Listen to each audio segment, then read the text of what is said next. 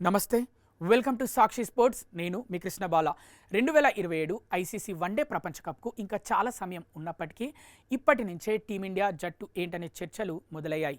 ఈ మధ్యనే ICC 2027 one day world cup ఫార్మాట్ను ప్రకటించగా మాజీ భారత ప్లేయర్ హెడ్ కోచ్ రవిశాస్త్రి కూడా తన డ్రీమ్ టీమిండియా జట్టును ఎంపిక చేశాడు. అనుభవం, యువశక్తి కలయికతో ఉన్న 15 మంది సభ్యుల జట్టును ఆయన ప్రకటించాడు.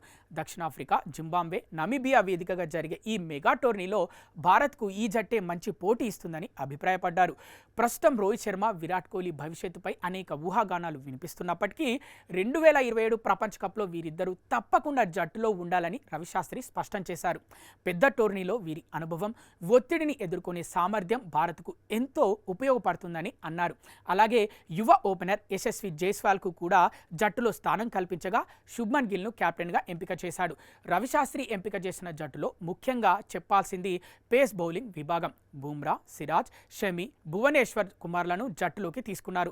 దక్షిణాఫ్రికా పిచ్లపై వీరి వేగం, బౌన్స్ ప్రత్యర్థి జట్లకు పెద్ద సవాల్గా మారుతుందని అభిప్రాయపడ్డారు. అయితే ప్రస్తుతం Team India head coach Gautam Gambhir మాత్రం యువ బౌలర్లకు ప్రాధాన్యం ఇస్తున్నట్లు సంకేతాలు కనపడుతున్నాయి.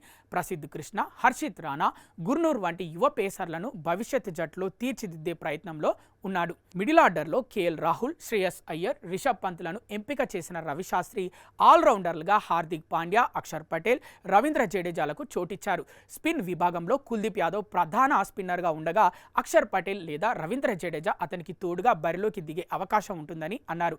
రవిశాస్త్రి మొత్తం టీంని చూస్తే శుభ్మన్ గిల్, రోహిత్ శర్మ, విరాట్ కోహ్లీ, కేఎల్ రాహుల్, శ్రేయస్ అయ్యర్, హార్దిక్ పాండ్యా, అక్షర్ పటేల్, రవీంద్ర జడేజా, జస్ప్రీత్ బుమ్రా, మహమ్మద్ సిరాజ్, మహమ్మద్ షమి, కుల్దీప్ యాదవ్, భువనేశ్వర్ కుమార్, యశస్వి జైస్వాల్, రిషబ్ పంత్ జట్టులో స్థానం దక్కించుకున్నారు.